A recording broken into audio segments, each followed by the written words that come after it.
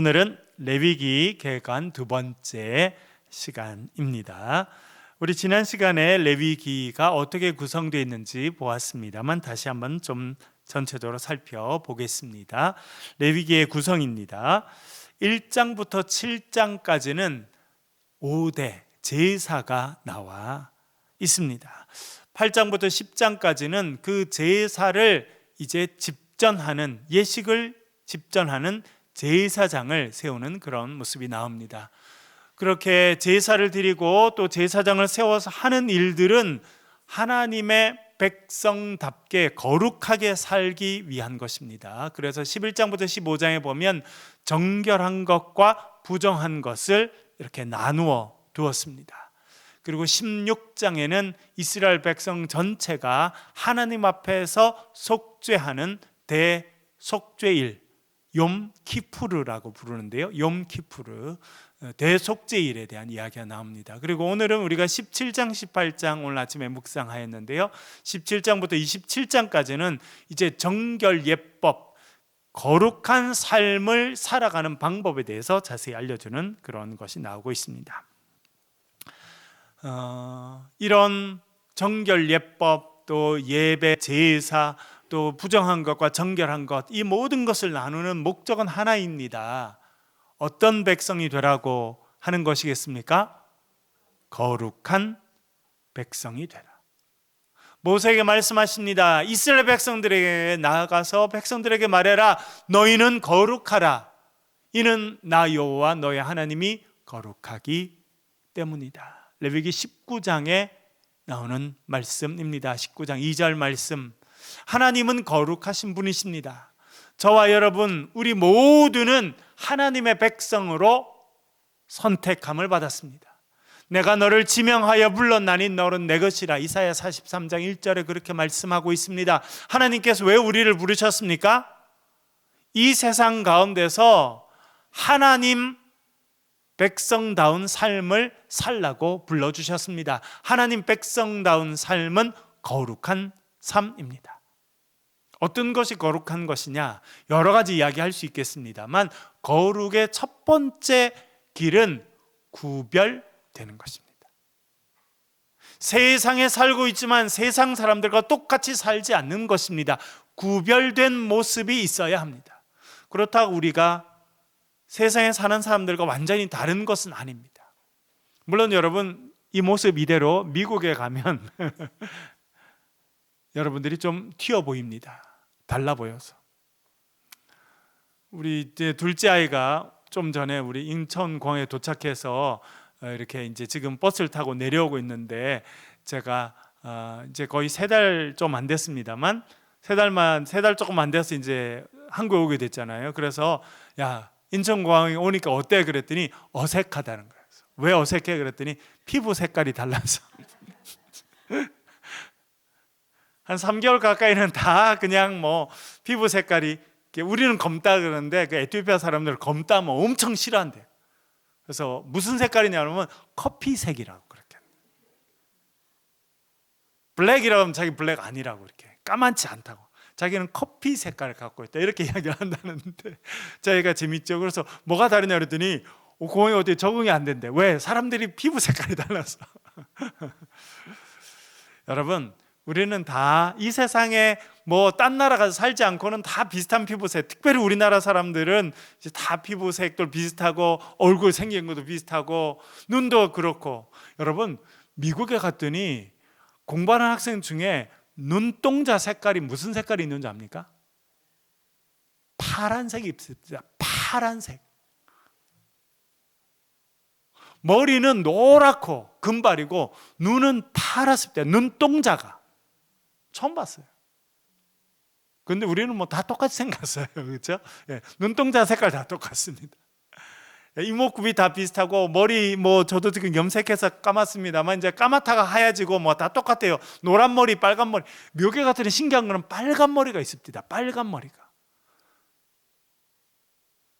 빨간 머리엔 뭐 이런 애들만 빨간 머리인 줄 알았더니 진짜 빨간 머리 있어. 어릴 때부터, 젊을 때부터 은색 머리도 있어요. 하얀색 머리. 얼마나 다양한지 모릅니다. 그러나 우리는 다 대한민국 이 땅에서 태어나서 다 비슷하게 살아갑니다. 다를 게 별로 없어요. 제가 신학대학원 다닐 때 이스라엘에 가서 고고학 발굴에 참여했습니다. 고고학 발굴. 저희들이 팠더니 주전 10세기 물건이 나왔어요. 주전 10세기. 지금부터 3,000년 전에 게 땅에 묻혔다가 저희들이 파니까 처음 얼굴을 드러낸 거예요. 얼마나 대단한, 그러니까 이게 정말 대단한 일이죠, 역사가. 그런데 저희들 전체를 이렇게 이끌어 가셨던 박사님은 고시를 가진 교수님이셨는데 와이프는 백인 여자 선교사님이랑 결혼했어요. 27살에 한국에 떠날 때 자기 결단해, 나는 다시는 한국 안 들어온다. 그래서 미국 여자랑 만나서 결혼해서 미국에서 시카고 대학이라고 세계 최고 대학에서 박사를 받고 예루살렘에 있는 대학에 가서 교수로 가르치는 거예요. 그래서 자기는 한국에 살면서 상처도 많고 막 힘들어가지고, 그래서 일부러 미국 백인 여자 만나서 결혼하고 미국에서 박사 받고, 그래서 또 공부하고 가르치는 거는 이스라엘에서 가르치는데 나이가 점점 들어갈수록 한국에 가고 싶다는 생각이 든다는 거예요. 그리고 그때 이제 저희들 학생들뿐만 아니라 한 3분 정도는 목사님들이 이렇게 사모님들이랑 같이 안식년을 얻었는데 같이 이렇게 오셔서 발굴 같이 하셨더래요. 그랬더니 자기가 여기 오랜만에 한국 목사님들, 한국 신학생들이랑 같이 이렇게 하니까 너무 좋다는 거예요. 왜 그러냐 그랬더니 자기가 집에서 이렇게 국 같은 거를 끓여가지고 먹을 때 자기가 이렇게 뜨거운 국물을 먹으면서 자기가 그런다는 거예요. 야, 국물 시원하다. 그러면 자기 아내가 30년 넘게 사는데도, 여보, 영어로 하죠. Honey, it's very hot. 아주 뜨거운데 이게 왜 시원하다 그러냐 라고 또 질문한대요. 30년을 살았는데도.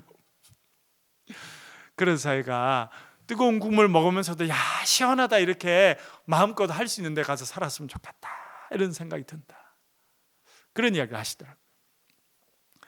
여기 오래 살아도 한국 사람이 별로 안 바뀌는가 봐요. 그리고 나이가 들어갈수록 이제 점점 더 어릴 때 먹었던 거, 어릴 때 익숙했던 게 더 좋다. 그러셔서 결국 그분은 이제 한국에 오셔서 교수도 하시고 그렇게 하고 지금도 살고 계십니다. 세상에서 우리가 별로 다른 게 없어요. 우리도 뜨거운 국물 먹으면서도 시원하다 그러고, 목욕탕에 들어가서 목욕도 같이 하고 다 그렇게 하고 살아요. 그렇죠? 그런데 하나님이 원하시는 것이 있어요. 그건 무엇이냐면 뭔가는 구별되어야 된다는 거예요. 그것이 레위기에서 나오는 것입니다. 하나님의 백성으로 불러주셨으니 너희들은 하나님 백성답게 거룩하게 살아라. 그것은 세상과 분리돼서 완전 따로 살아라는 아닙니다. 많은 사람들은 그렇게 생각해서 사막에 가서 살았어요. 시내산, 호렙산 밑에 가면 지금도 성 캐서린 수도원이라는 데가 있습니다. 벌써 지금부터 1700년 전에 세워졌습니다. 세상 사람들과 구별되어 살기 위해서 그들은 사막, 광야로 나와서, 여러분 시내산은 지금도 그 근처에 사람들이 살지 못합니다. 완전 광야예요. 근데 거기에 수도원을 짓고 거기서 살던 사람들이 있었습니다. 그것이 거룩하게 사는 것이다 그렇게 생각했습니다. 그 전통은 중세까지 이어졌고 지금도 수도원 운동 이런 것들이 있는 것은 세상과 구별돼서 완전히 따로 살아가는 것이 거룩한 것이다 라고 생각해서 그렇습니다. 그것도 물론 중요한 일입니다. 그러나 우리는 이 땅에서, 이 세상에서 똑같이 살아갑니다. 그러나 구별되고 구분되는 것이 있어야 합니다. 그것이 거룩한 것이라. 그래서 레위기는 그러면 어떻게 구별되게 살 것인가 라고 하는 것을 알려주는 것이다 그렇게 말씀드릴 수 있습니다. 그래서 정결한 것과 부정한 것을 나눠서 정결한 것을 취해라 그렇게 말합니다. 세상 사람들이 하는 것, 애굽에서 하던 것과 뭔가 다른 것을 하고 구별되게 살아가고 구분되어 살아가고 그것이 거룩한 것이다 그렇게 말할 수 있겠습니다. 그렇게 거룩하게 사는 것에 가장 기본이 있습니다. 여러분, 하나님의 백성으로 거룩하게 살아가야 되는데 가장 기본이 무엇입니까? 예배하는 것입니다. 그래서 레위기 처음은 제사에 대해서 말합니다. 우리 지난 시간에 자세히 배웠습니다만 5대 제사가 있죠. 5개 여러분 생각나시나요? 한번 소리쳐 보실까요? 처음에 뭐든가요? 번제, 그 다음에는요 소제, 그 다음에는요 화목제, 그 다음에는 속죄제, 그 다음에는요 속건제가 있습니다. 잘하시네요. 번제는 어떻게 드리는 제사입니까?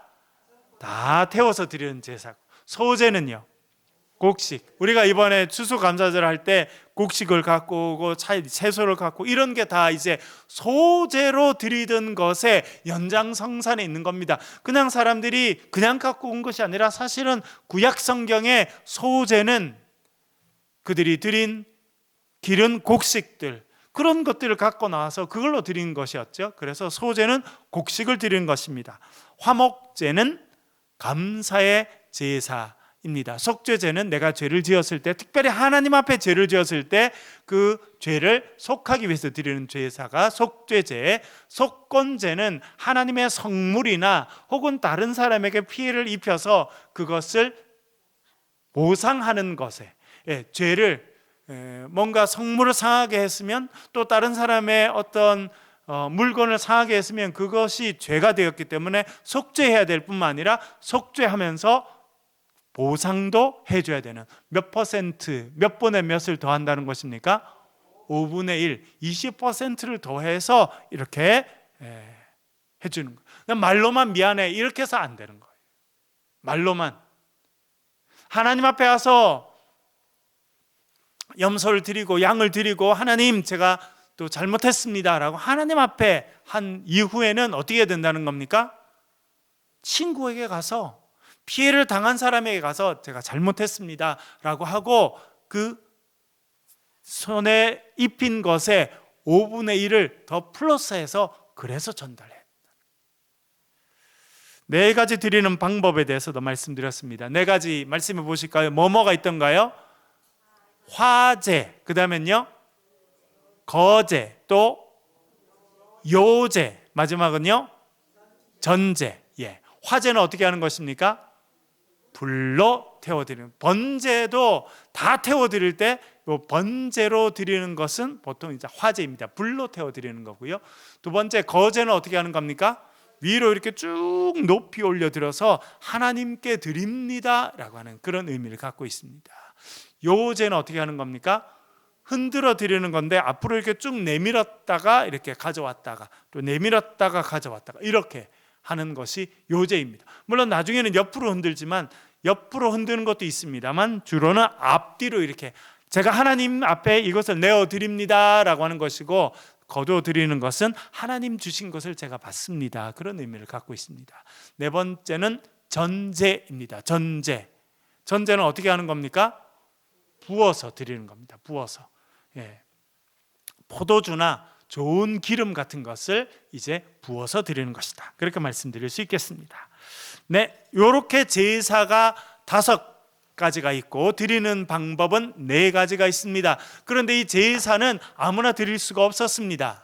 하나님께서 선택하신 제사장들만 드리게 되었는데, 그 제사장은 모세의 형이었던 아론 그리고 그의 아들들이 제사장이 됩니다. 특별히 아론은 대제사장이 되고, 이 아론이 이제 죽게 되면 그 아들 중에 제일 앞서 있는 첫째가 또 대제사장이 되고, 그리고 그 자녀들은 또 제사장이 되는 그런 일입니다. 레위기 8장 7절부터 9절 읽어보겠습니다. 레위기 8장 7절부터 9절입니다. 같이 읽겠습니다. 시작. 아론에게 속옷을 입히며 띠를 띄우고 겉옷을 입힘에 에봇을 걸쳐 입히고 에봇에 장식띠를 띄워서 에봇을 몸에 메고 흉패를 붙이고 흉패에 우림과 둠빔을 넣고 그의 머리에 관을 씌우고 그 관 위 전면에 금패를 붙이니 곧 거룩한 관이라 여호와께서 모세에게 명령하신 것과 같았더라. 아멘. 그림을 보여드릴 테니까요, 여러분 이렇게 생겼다는 것입니다. 그림을 잘 보시면 제일 밑에부터 보면 하얀 천이 보이죠, 여러분. 이것이 이제 제일 안에 있는 속옷과 그 밖에 있는 속옷도 사실은 엄밀히 따지면 두 종류인데 그렇게 있고요. 그 다음에는 파란색 보이시죠, 여러분? 이게 에봇을 입기 위해서 입는 파란색 이제 겉옷입니다. 그 위에 지금 대단히 화려해 보이는 옷이 있죠. 이것이 에봇이라고 하는 그런 옷이고, 에봇에 허리띠를 하고 있고 가슴에 지금 흉패, 가슴 흉은 가슴에 닿는 그 가슴패를 흉패라고 하는데 그게 있고, 거기에 이제 어깨띠가 있습니다. 그리고 머리에 보면 이렇게 터번 두 건을 큰 걸 쓰고 그 앞에 이마에다가는 이렇게 금으로 태를 만들어 두었습니다. 그래서 이렇게 입는 것이 이제 대제사장이 하나님 앞에 나아가서 제사를 지낼 때, 특별히 뭐 대속죄일 이런 데는 반드시 이렇게 입고 하나님 앞에 나아가도록 그렇게 하였습니다. 몇 가지 살펴보겠습니다. 첫 번째 반포 속옷인데요, 흰색의 천으로 제작하고요. 흰색은 정결함, 깨끗함을 상징합니다. 두 번째는 겉옷, 아까 파란색 보셨죠? 청색으로 만들고요. 그 밑에는 방울을 달아놓도록 그렇게 했습니다. 왜 방울 달아두었을까요, 여러분? 하나님 앞에 가는 건 엄청 두려운 일이었습니다. 여러분, 얼마 전에 보니까, 우리 묵상할 때 보니까 이 아론에게 네 명 아들이 있었잖아요. 근데 첫째 아들, 둘째 아들 이름이 뭡니까? 나답과 아비후가 어떻게 됐어요? 하나님 앞에 향을 드리러 갔다가 다른 불을 드렸. 그 제가 복음 노트 할 때 말씀드렸습니다만, 그럼 어떤 다른 불이냐? 그 여기 있는 향은 분향단입니다. 성소 안에 성물이 3개 있었죠, 여러분. 뭐가 있던가요? 제일 앞에 분향단이 있고, 왼쪽에는 등잔대, 메노라라고 하는 등잔대가 있고, 오른쪽에 떡상이 있었습니다. 진설병. 그런데 거기 제일 앞에 지성소 바로 앞에 있는 그 분향단에 향을 이제 계속 피워서 이렇게 하게 돼 있는데, 향을 피우려면 밑에 불이 있어야 되지 않겠습니까? 숯이든지 뭐 그런 것들이 있어야 되는데, 이 불을 어디서 갖고 와야 되냐면 밖에 뜰에 있는 번제단에 있는 것을 갖고 와야 되는데 딴 것 갖고 왔나? 아마 집에서 이렇게 음식도 먹고 포도주도 한잔하고 그러다가 술 취해가지고 그냥 뭐 우리 집에 있는 거 갖고 와서 그랬는지, 하여튼 다른 불을 드렸더니 하나님의 전에서 불이 나와서 이 두 청년이 죽게가 됩니다. 그러니까 여러분, 얼마나 하나님 앞에 섬기는 건 너무 좋은 일이지만 참 두려움으로 해야 되는 그런 일입니다.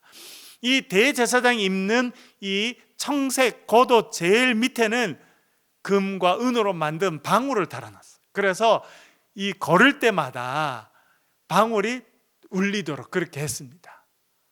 특별히 언제냐면 1년에 한 번 대제사장이 지성소에 들어가는 날이 있죠. 언제입니까? 대속죄일. 대속죄일에 이 아론 혼자만 성소에 들어갈 수 있었어요. 그 사람이 성소에 들어갔다가 이제 지성소에 들어가게 되는데, 그가 지성소에 들어갈 때는 그 성막 안에는 어떤 사람도 있을 수가 없었습니다. 그래서 대제사장이 지금 할 일을 잘 하고 있는지 밖에서 소리를 들어서만 알 수 있었습니다. 그래서 이 아론이 입는, 대제사장이 입는 청색 그 겉옷 제일 밑에는 방울을 다 달아놔서 이 대제사장이 움직일 때마다 방울 소리가 나도록 그렇게 했습니다.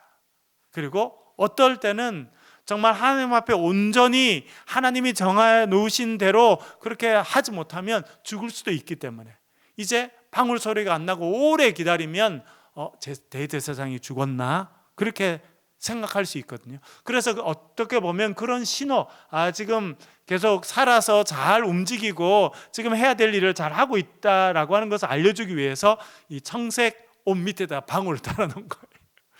제가 생각해보니까 아론이 그 옷 입을 때마다 어떻게 생각했겠어요? 언제 죽을지 모른다, 이런 생각도 하지 않았을까, 이렇게 생각됩니다. 그 다음에는 그 청색 겉옷 위에 무슨 옷을 입습니까? 에봇이라고 하는 것이 이제 가장 이제 중요한 그런 옷이고 대제사장이 입는 것인데요. 금실, 청색, 자색, 홍색 실, 가늘게 꼰 배실을 가지고 아주 화려하게 만드는 것이 에봇입니다. 근데 에봇 위에는 끈, 이렇게 멜빵같이 이렇게 끈을 달게 되어 있는데 그 끈은 두툼하게 달아서 호마노라고 하는 보석을 달고 그 보석 양쪽에 6개의 지파, 그래서 토탈 12개의 지파 이름을 새겨 놓도록 하였습니다. 그리고 가슴에는 판결 흉패, 나중에 이제 어떤 판결과 관련된 그런 일들을 하기 때문에 이름이 판결 흉패인데요, 위에서부터 보석이 하나 둘 셋 이렇게 해서 3개씩 밑으로 4줄 이렇게 보석, 종류별로 보석을 달게 했고 보석 하나마다 이름을 이제 적게 했습니다. 그래서 베냐민, 유다, 이런 단, 이사갈 이런 것들. 첫째는 홍보석, 황복, 녹족, 어떤 건지 정확하게는 알 수 없겠습니다만 보석 종류 이름입니다. 두 번째는 석류석, 남보석, 홍만호. 셋째 줄은 호박, 백만호, 자수정. 네 번째 녹보석, 호만호, 벽옥. 이런 것을 이렇게 사각형으로 만들어서 세 개를 붙이고 그걸 4줄씩 해서 거기다가 각각 지파의 이름을 쓰도록 그렇게 하였습니다. 머리에는 두건을, 하얀 두건을 이렇게 쓰도록 했고요. 그리고 이마에는 순금으로 만든 패를 이렇게 붙이게 했는데 패는 글자를 쓰도록 했습니다. 뭐라고 했냐면 여호와께 성결이라고 그렇게 쓰도록 그렇게 했습니다. 그렇게 준비해서 이제 옷을 입고 이제 대속죄일 같은 큰 행사를 치르게 될 때는 대제사장이 이 에봇과 이 옷을 전부 다 깨끗이 다 입고 그렇게 하는 것입니다. 그건 뭐냐면 하나님 앞에 성별되게 드린다는 것입니다. 깨끗하고 정결한 모습으로, 준비된 모습으로, 하나님 기뻐하시는 모습으로 들어갑니다. 그런데 여러분, 대제사장이 혼자, 특별히 대속죄일에는 혼자만 지성소에 들어갈 수 있었는데 그가 혼자 들어간 것이 아니라 백성의 대표로 들어갑니다. 그래서 그것을 표현해 주기 위해서 뭐가 있습니까? 가슴 흉패에 12지파 이름이 있고 어깨, 띠도 12지파 이름을 새겨서 대제사장이 혼자 지금 지성소에 들어가지만 12지파의 모든 백성들을 대표해서 하나님께 들어가서 예배를 드리고 제사를 드린다라고 하는 것을 표현해 주고 있습니다. 레위기 8장 22절 23절을 읽어보겠습니다. 같이 읽겠습니다. 8장 22절 23절 같이 읽겠습니다. 띄워주시고요. 같이 읽을게요. 시작. 또 다른 숫양 곧 위임식의 숫양을 드릴새 아론과 그의 아들들이 그 숫양의 머리에 안수함에 모세가 잡고 그 피를 가져다가 아론의 오른쪽 귓뿌리와 그의 오른손 엄지손가락과 그의 오른쪽 엄지발가락에 바르고. 아멘. 이제 숫양을 가져가서 이제 제물로 드리는데 그 피를 담아와서 어떻게 하라고 말합니까? 이 대제사장 그리고 그의 아들들이 똑같이 하는데 피를 묻혀서 어떻게 하라고요? 여기는 지금 모세가 그 일을 하고 있습니다. 모세가 이제 자기 형 아론을 대제사장으로 세우면서 이렇게 합니다. 오른쪽 귀 볼에다가 이렇게 피를 바르라는 것입니다. 여러분, 왜 귓볼에다가 피를 바르라는 것입니까? 피는 뭘 상징합니까? 정결하게 되는 거예요. 깨끗이 씻는 걸 상징합니다. 그래서 귓볼에다가 피를 바르는 것은 이제 귀가 정결해져서 하나님의 음성을 들으라는 거예요. 하나님의 말씀을 듣고 하나님 말씀에 순종하는 백성이 되라. 그런 의미에서 오른쪽 귀 볼에다가 피를 이렇게 바르게 됩니다. 그리고 두 번째는 오른손 엄지손가락에다가 그 제물로 드린 그 숫양의 피를 바릅니다. 여러분, 오른손 엄지손가락에 바르는 것은 어떤 의미입니까? 손이 정결하게 돼서 이 손으로 하나님 기뻐하시는 일을 하고 이 손으로 하나님의 일을 하라라고 하는 의미입니다. 그리고 엄지발가락, 오른쪽 엄지발가락에 또 피를 바릅니다. 그건 어떤 의미입니까? 발은 어떤 역할을 합니까? 길을 가는 거죠. 인생의 길을 가는 겁니다. 딴 방향으로 가지 말고, 우상 숭배하는 데 가지 말고, 네 욕심을 따라가지 말고 하나님이 정해놓으신 그 길을 따라가라. 하나님께서 구름 기둥과 불 기둥을 인도해 주시면 하나님 인도하심을 따라가라. 그런 의미로 이렇게 상징적으로 이야기하는 것입니다. 얼마 전에 살펴본 것처럼 여러분, 유출병이라든지 혹은 몸의 나병이라든지, 나병 우리 이제 한센병이라고 지금 이야기합니다만, 이런 피부병에, 심각한 피부병이 걸렸다가 나은 사람에게도 똑같이 하는 거 보셨죠, 여러분? 예, 오른쪽 귓볼에다가 피도 바르고 또 기름도 바르고. 피는 정결함을 상징하고요, 기름은 하나님께서 능력 주신다는 걸 상징하는 것입니다. 그래서 이 피부병으로, 심한 피부병으로 혹은 한센병으로 고생했던 사람들이 이제 정결하게 되면 귓볼에다가도 피를 발라주고 또 기름도 발라주고, 오른손 엄지손가락에도 피를 발라서 정결하게 해주고, 기름을 발라서 또 새로운 능력이 임하도록 기도해 주시고, 또 엄지발가락에도 피를 바르고 또 기름을 바르는 그런 역할을 해서 그들이 이제 온전히 새롭게 됐을 뿐만 아니라 하나님의 영광을 위한 능력의 사람으로 살아가라, 그런 의미로 세우는 것을 보았습니다. 9장 22절 읽어보겠습니다. 9장 22절 같이 읽겠습니다. 시작. 아론이 백성을 향하여 손을 들어 축복함으로 속죄제와 번제와 화목제를 마치고 내려오니라. 아멘. 그래서 이제 아론이 대제사장으로 그렇게 하나님 앞에 정결하게 서서 이스라엘 백성들을 대신해서 그가 이제 염소를 잡아서 하나님 앞에 이렇게 제사를 드리고 모든 백성들, 이스라엘 모든 백성들의 죄를 용서하는 그런 의식을 하게 됩니다. 그것이 이제 16장에 가면 대속죄일이 나오는데 욤 키푸르입니다. 여러분, 요 단어 정도는 또 외워두시면 상당히 지식이 있으시구나 이렇게 생각하게 됩니다. 이스라엘 백성들 가운데 딱 한 날, 제일 중요한 날을 선택하라 그러면 어떤 날을 선택하냐면 욤 키푸르, 그게 대속죄일입니다. 욤인 날이라는 뜻입니다. 날. 키푸르는 속죄라고 하는 단어에서 나와서 대속죄일 욤 키푸르인데, 그 사람들 달력으로는 7월 10일입니다. 우리는 9월 말 10월 초쯤에 그것이 되는데, 이제 그날은 지금도 제일 중요한 명절 중에 하나입니다. 그래서 그 일을 하고 난 다음에 그가 와서 손을 들고 백성들에게 축복했다. 그래서 아론의 축복문은 이제 민수기 6장에 또 나오게 되겠습니다만, 그가 하나님 앞에 백성들을 대표해서 예배를 드릴 뿐만 아니라 또 예배를 드리고 나와서는 백성들 앞에서 두 손을 들고 하나님의 이름으로 백성을 축복하는 것이 대제사장의 역할이다라고 하는 것을 알려주고 있습니다. 11장에 가면 음식법이 나옵니다. 음식법은 이스라엘 백성들에게 대단히 중요합니다. 지금도 엄청 중요합니다. 레위기 11장 3절 4절 그리고 9절 같이 연달아 읽어보겠습니다. 11장 3절 4절 먼저 읽겠습니다. 시작. 모든 짐승 중 굽이 갈라져 쪽발이 되고 새김질하는 것은 너희가 먹되 새김질하는 것이나 먹지 못할 것은 이러하니 낙타는 새김질은 하되 굽이 갈라지지 아니하였으므로 너희에게 부정하고. 9절 읽어보겠습니다. 시작. 모든 것 중에서 너희가 먹을 만한 것은 이것이니 강과 바다와 다른 물에 있는 것 중에서 지느러미와 비늘 있는 것은 너희가 먹되. 아멘. 하나님께서 정결하게 거룩하게 살아가는 방법 중에 하나로 음식을 구별하라, 그렇게 이야기했습니다. 음식, 이것은 지금도 유대인들에게 대단히 중요합니다. 음식 중에 정결한 음식이 있고 부정한 음식이 있습니다. 정결한 음식은 뭐냐면, 대표적인 거, 여러분 속죄제를 드릴 때 뭘 드리든가요?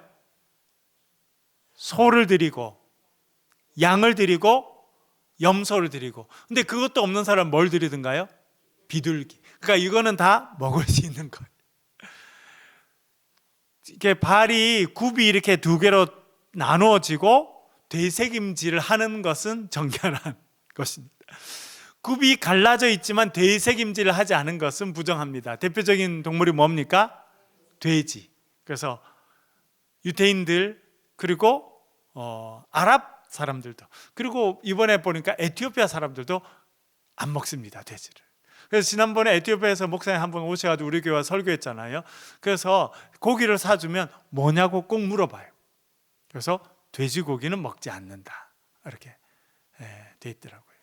그래서 그렇게 합니다. 그리고 여기 보면 낙타 같은 것은 되새김질은 하지만 굽이 갈라져 있지 않기 때문에 먹지 못한다, 뭐 이런 것들이 있습니다.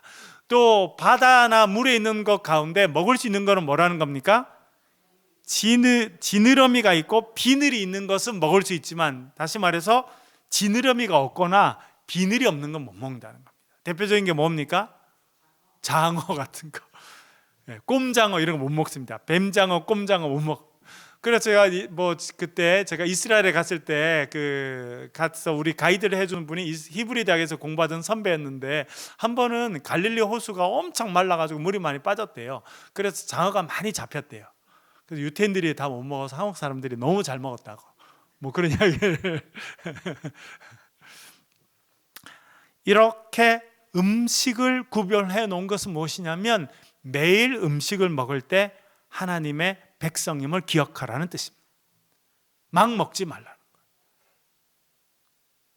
그래서 아까 제가 말씀드렸죠, 이스라엘 백성들을 부르신 목적은 거룩하게 살라는 것입니다. 근데 거룩하게 살아가는 방법의 첫 번째는 구별하는 것입니다. 구별. 너도 먹으니 나도 먹는다, 다 먹는 것이 아니라 너는 먹지만 나는 먹을 수 있는 것도 있고 먹지 못하는 것도 있다는 겁니다. 왜 그렇습니까? 내가 하나님의 백성이기 때문에. 그래서 매일의 삶에서도 그들은 뭔가를 구별해서 내가 선택받은 백성이구나를 꼭 기억하라라고 말씀하고 있습니다. 그래서 이렇게 음식법을 뭐라 그러냐면 코셔라고 말합니다. 코셔. 그래서 음식 중에 경건한 유태인들이 먹을 수 있는 음식을 코셔 음식이라고 하는데요. 그림을 보여드릴게요. 이런 것이 이제 코셔. 우리는 봐도 이게 그런지 저런지 잘 모르겠죠. 그런데 이렇게 유대인들이 먹을 수 있는 음식들이 따로 구별되어 있습니다. 소는 먹을 수 있는데 그렇다고 소의 모든 걸 다 먹을 수 있는 건 아닙니다. 넘겨주시고요. 이렇게 앞부분만 먹을 수 있습니다. 이렇게 또 딸에서 이거 뒷다리 못 먹는 거예요. 이렇게 꼬리, 곰탕 없습니다.